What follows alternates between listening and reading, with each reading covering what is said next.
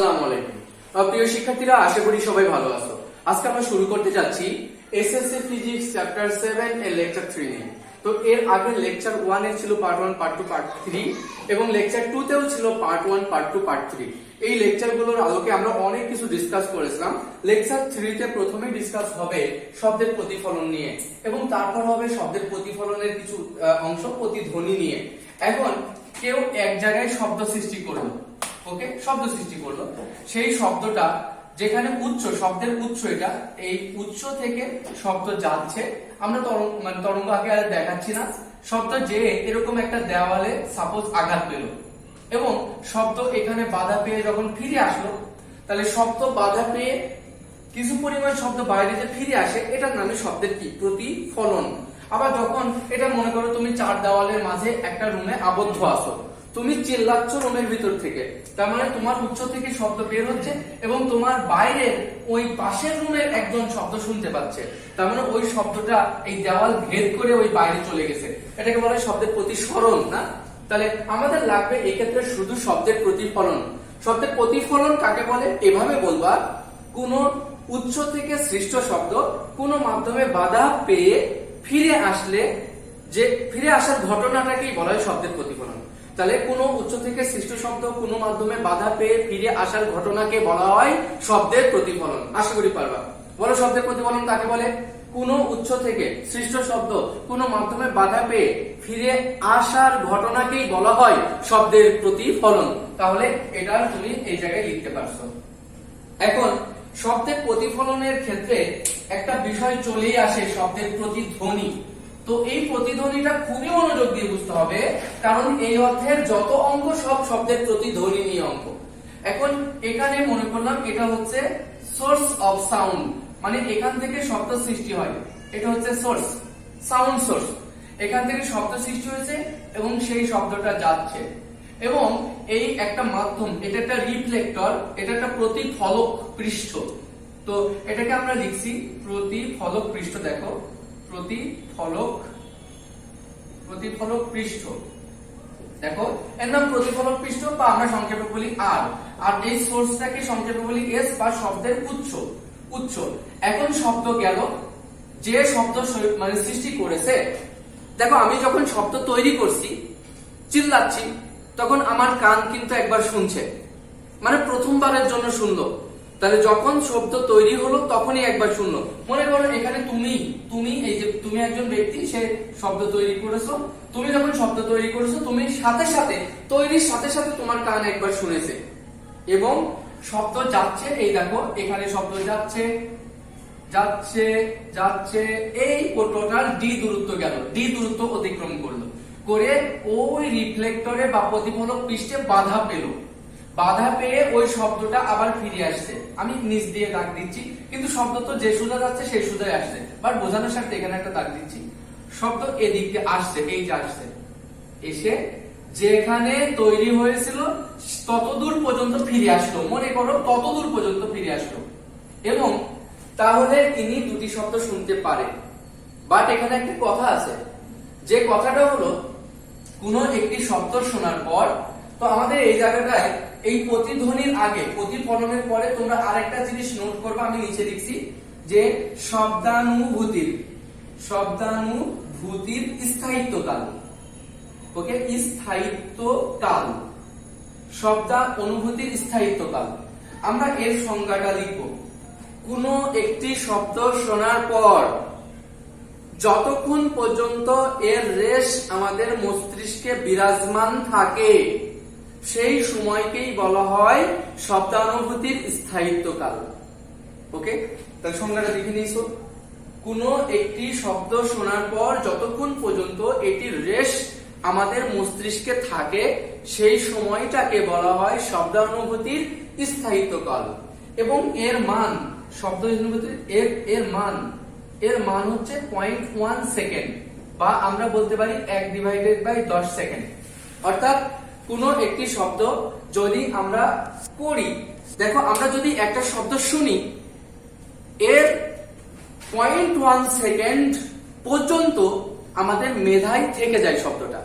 তাই আমি এখন শব্দ করলাম যে শব্দ করার পরে এ যখন এই উচ্চ যখন শব্দ করেছে বা আমি যখন শব্দ করেছি 0.1 সেকেন্ডের মধ্যে যদি এই শব্দটা এই কোন জায়গায় বাধা পেয়ে আবার যদি ওর কাছে আসে 0.1 সেকেন্ডের আগেই যদি চলে আসে, তাহলে উনি আর শব্দটাকে দুইবার শুনবে না।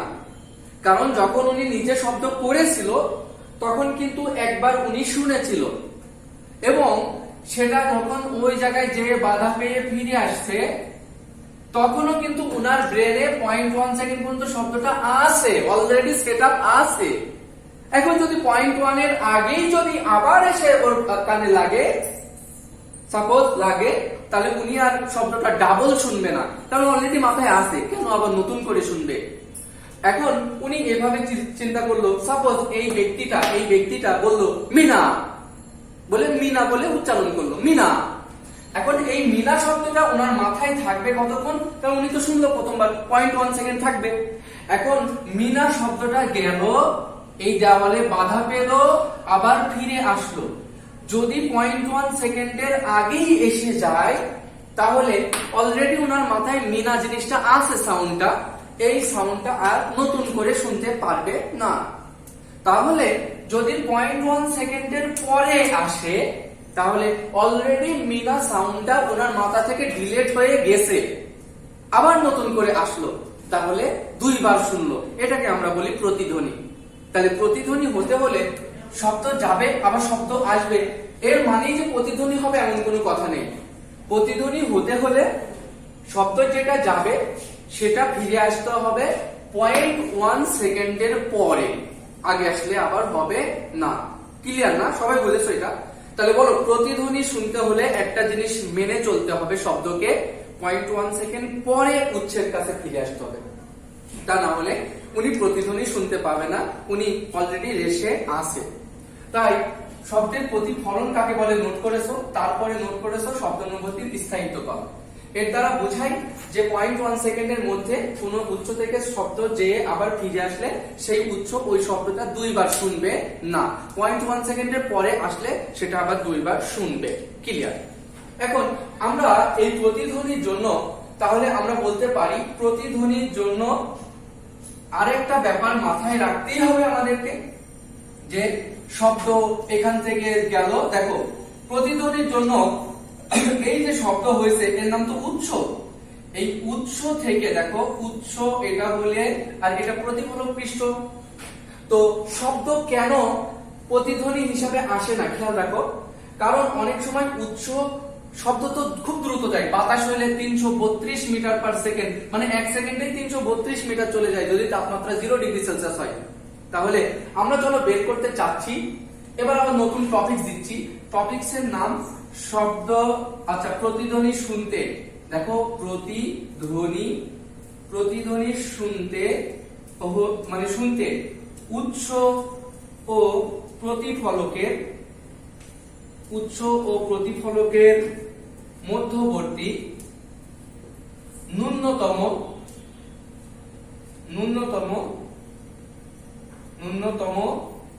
কত দূরত্ব থাকা প্রয়োজন, এটা খুব ইম্পর্টেন্ট প্রশ্ন। তাহলে প্রশ্নটা আগে বুঝো। প্রশ্নটা হচ্ছে, প্রতিধ্বনি শুনতে হলে উৎস ও প্রতিফলকের মধ্যে ন্যূনতম কত দূরত্ব থাকা প্রয়োজন। আমরা জানি শব্দ কেন 0.1 সেকেন্ডের মধ্যেই চলে আসবে। যদি উৎস আর প্রতিফলক খুব কাছাকাছি হয় তাহলে শব্দ দ্রুত গেল, দ্রুত ফিরে আসলো, এই সময়টা লাগলোও না। তাই প্রতিধ্বনি শুনতে হলে যদি এই উৎস আর প্রতিফলকটা অনেক দূরে থাকতো তাহলে শব্দ যেত, আবার বাধা পেয়ে ফিরে আসতো, দেখো একটু দেরি হয়ে যেত। আর দেরি হয়ে গেলে অলরেডি উচ্চ এর মাথা থেকে যদি ডিলেট হয়ে যেত তাহলে কিন্তু প্রতিধ্বনি শুনতে পেত। তাই প্রতিধ্বনি শোনার জন্য দুইটা শর্ত আছে, মাথায় খুব ভালোভাবে সেট করো। 1 নম্বর শর্ত হলো, প্রতিধ্বনি শুনতে হলে 1 নম্বর শর্ত তোমরা লিখে নিতে পারো। 1 নম্বর শর্ত, উৎস ও মানে শব্দকে প্রতিফলক পৃষ্ঠে বাধা পেয়ে 0.1 সেকেন্ডের পরে ফিরে আসতে হবে, একটা শর্ত। 2 নম্বর শর্ত হলো, এই 0.1 সেকেন্ডে ফিরে আসার জন্য উচ্চ আর প্রতিফলকের মধ্যে একটা দূরত্ব থাকতেও হবে, একটা মিনিমাম দূরত্ব থাকতেই হবে, তার থেকে বেশি দূরত্ব থাকলে ভালো। তাহলে আমরা চলো আজকে শিখতে চাই যে অ্যাটলিস্ট কত দূরত্ব থাকলেই শব্দ যেয়ে আবার আসতে 0.1 সেকেন্ডের সময় লেগে যাবে। তার মানে এটাকে বলা হয় যে প্রতিধ্বনি শুনতে হলে উচ্চ প্রতিফলকের মধ্যে ন্যূনতম কত দূরত্ব হওয়া প্রয়োজন, এটাই কোশ্চেন। তার আগে আমরা প্রতিফলকের প্রতিধ্বনি শুনতে হলে আমরা কি বলতে পারি না, এইভাবে চিত্র যদি আমরা আঁকি, এখানে দেখো এই কোশ্চেনটা তোমরা লিখবা, তারপর এই চিত্রটা এখানে লিখবা, মানে সলিউশন বলে এইখানে লিখবা, এই জায়গায় লিখবা। এবার লেখার পর আমরা ছবি দিয়ে বুঝছি শব্দ যেতে হবে এবং শব্দ আসতে হবে। তাহলে শব্দকে মোট যাইতে যদি ডি দূরত্ব হয়, আসতেও ডি দূরত্ব অতিক্রম করতে হবে, তাহলে শব্দকে মোট অতিক্রম করতে হবে 2টা ডি দূরত্ব, মানে 2D দূরত্ব, 2D দূরত্ব। আমরা দ্বিতীয়তে শিখেছি s সমান সমান vt, তাই না? শব্দ সব জায়গায় একই বেগে চলে, তাই সমবেগের ক্ষেত্রে s সমান vt, দূরত্ব সমান vt। তাহলে আমরা জানি, দেখো আমরা জানি আমরা কি জানি, আমরা জানি প্রতিধ্বনির ক্ষেত্রে বা এই ক্ষেত্রে বা এইভাবে লেখা যায় যে শব্দকে প্রতিধ্বনির জন্য, দেখো প্রতিধ্বনির জন্য শব্দ উৎস হতে প্রতিফলকে যাবে, আবার উৎস থেকে প্রতিফলকে যাবে, আবার প্রতিফলক হতে কোথায় আসবে, উৎসে ফিরে আসবে। এই ক্ষেত্রে মোট অতিক্রান্ত দূরত্ব, অর্থাৎ মোট অতিক্রান্ত দূরত্ব সমান 2D, মোট অতিক্রান্ত দূরত্ব সমান 2D। ছবিটা আঁকবে এখানে এই ছবিটা এঁকে তারপর বলবা। অর্থাৎ আমরা জানি, অর্থাৎ আমরা জানি কি s সমান vt, যেমন জানো, অর্থাৎ এই ক্ষেত্রে দূরত্ব 2D সমান v ইনটু t, 2D সমান v ইনটু t। এবং অর্থাৎ d সমান কি হবে, vt ডিভাইডেড বাই 2। এই সাইডে নোট দিই আমরা যে এই ক্ষেত্রে শব্দের বেগ, মনে করি এই জায়গার পরিবেশের তাপমাত্রা 0 ডিগ্রি সেলসিয়াস, ধরি পরিবেশের তাপমাত্রা 0 ডিগ্রি সেলসিয়াস, তাই আমরা বলতে পারলাম ধরি পরিবেশের তাপমাত্রা, দেখো পরিবেশের তাপমাত্রা 0 ডিগ্রি সেলসিয়াস। অর্থাৎ বলতো ভির মান কত, আমরা জানি 0 ডিগ্রি সেলসিয়াস তাপমাত্রায় বেগের মান হচ্ছে 332 মিটার পার সেকেন্ড। এই যে ভির মান 332 মিটার পার সেকেন্ড। আর ন্যূনতম প্রতিধ্বনি শুনতে হলে মিনিমাম শব্দকে 0.1 সেকেন্ডের সময়েও আসতে হবে, ওর থেকে কম আসা যাবে না। তাই ন্যূনতম প্রতিধ্বনির জন্য টাইমের মান 0.1 সেকেন্ড। এটা যদি বসিয়ে দিই তাহলে আমরা পাবো, অর্থাৎ d সমান 332 গুণ এই টাইমের মান 0.1 ডিভাইডেড বাই 2 সমান কত আসবে জানো? এটা আমি এই জায়গায় লিখছি, অর্থাৎ d সমান 16.6 মিটার। তাহলে এইবার লিখবা, অর্থাৎ যেদিন, নিজে ভাষায় লিখবা, অর্থাৎ যেদিন পরিবেশের তাপমাত্রা 0 ডিগ্রি সেলসিয়াস, এই জায়গায় লিখে দিবা পরিবেশের তাপমাত্রা 0 ডিগ্রি সেলসিয়াস। কোথায় এক জায়গায় লিখবা, অর্থাৎ যেদিন পরিবেশের তাপমাত্রা 0 ডিগ্রি সেলসিয়াস, সেই দিন প্রতিধ্বনি শুনতে হলে উৎস আর প্রতিফলকের মধ্যবর্তী দূরত্ব হতে হবে 16.6 মিটার। মুখস্থ হয়ে গেছে না? মুখস্থ হয়ে গেছে। তাহলে এই ছিল সিম্পল কোশ্চেন যে প্রতিধ্বনি শুনতে হলে উৎস আর প্রতিফলকের মধ্যবর্তী দূরত্ব কত হওয়া প্রয়োজন। তাহলে মোটামুটি এটা বুঝতে পারছো। তাই প্রতিধ্বনির সূত্র মানেই মনে রেখো 2D সমান VT, মনে থাকবে তো? প্রতিধ্বনির সূত্র মানেই 2D সমান VT। প্রতিধ্বনি মানে শুধু D সমান না, 2D সমান VT। তাহলে যেখানে প্রতিধ্বনি আছে, মানে যেখানে শব্দ গেছে আবার এসেছে, তার মানে 2D। শুধু শব্দ গেলে শুধু D। আর মোটামুটি এই দিয়ে আমরা অঙ্ক করব। এখন তাহলে প্রতিধ্বনি কাকে বলে, শব্দের প্রতিধ্বনি কাকে বলে? দেখো সংজ্ঞাটা এভাবে নোট করো যে কোনো উচ্চ থেকে সৃষ্ট শব্দ দূরবর্তী কোনো মাধ্যমে বাধা পেয়ে আবার উচ্চে ফিরে আসলে মূল ধ্বনির যে পুনরাবৃত্তি ঘটে তাকে বলা হয় শব্দের প্রতিধ্বনি। শেষ। আবার বলছি, দেখো কোনো উচ্চ থেকে সৃষ্ট শব্দ দূরবর্তী কোনো মাধ্যমে বাধা পেয়ে আবার উচ্চে ফিরে আসলে মূল ধ্বনির যে পুনরাবৃত্তি ঘটে তাকে বলা হয় শব্দের প্রতিধ্বনি। বুঝতে পারছো? তাহলে শব্দের প্রতিধ্বনির সংজ্ঞা শিখলে, এখন শিখলে প্রতিধ্বনি শুনতে হলে উচ্চ আর প্রতিফলকের মধ্যবর্তী দূরত্ব কিভাবে বের করতে হয়। এখন এরই আলোকে আমি তোমাদের একটা কোশ্চেন দিই, সেই কোশ্চেনের অ্যান্সার করতে পারলে বুঝবো হ্যাঁ পারবা।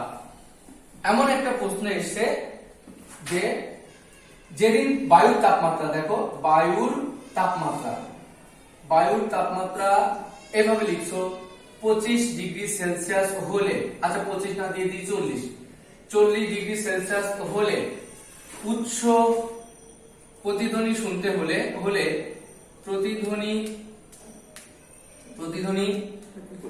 প্রতিধ্বনি শোনার জন্য, তাহলে হয়ে গেল প্রশ্ন বায়ুর তাপমাত্রা 40 ডিগ্রি সেলসিয়াস, মানে যেদিন পরিবেশের তাপমাত্রা 40 সেই দিন প্রতিধ্বনি শুনতে হলে উচ্চ আর প্রতিফলকের মধ্যবর্তী দূরত্ব কত হতে হবে। এখন আমরা দরকার, তোমরা নরমালি জানো প্রতিধ্বনি শুনতে হলে সূত্র কি, 2d সমান v ইনটু t, তাহলে d সমান সমান v ইনটু t বাই 2, এটাই তো সূত্র। অ্যাকচুয়ালি যেদিন পরিবেশের তাপমাত্রা, আচ্ছা ন্যূনতম প্রতিধ্বনি শুনতে হলে t এর মান কত, 0.1 সেকেন্ড, এবং 2 নিচে বসবে এবং v এর মান কত হবে, v এর মান কত মিটার পার সেকেন্ড, v মানে বেগ, মানে কত বেগ, যেদিন পরিবেশের তাপমাত্রা 40 ডিগ্রি সেলসিয়াস যেদিন তাপমাত্রা সেদিন বায়ুতে শব্দের বেগ কত আমার v বের করে নিতে হবে।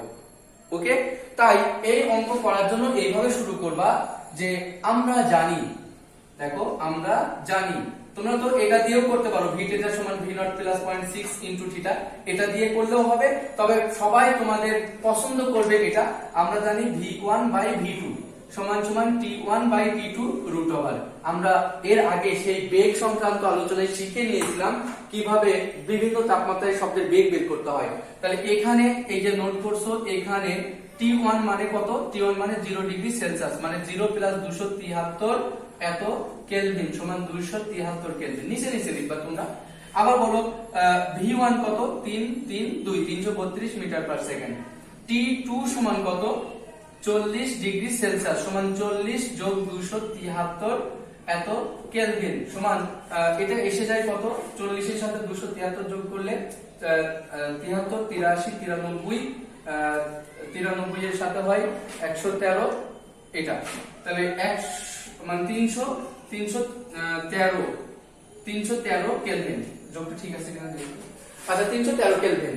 আচ্ছা এখন v2 সমান 1, তাহলে আমরা মোটামুটি এটা বের করতে পারি, বা আমরা লিখতে পারছি এটা উল্টাই দিলে শুধু v2 সমান কি হবে, উল্টাই যাবে, হবে t2 by t1 root over, আর নিচে সেটা হলো v1, ওদের গুণ হলো v1।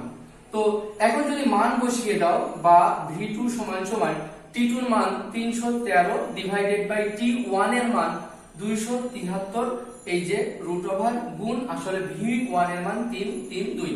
দেখো আমরা একটু হিসাবটা করে এসে তারপর বলি।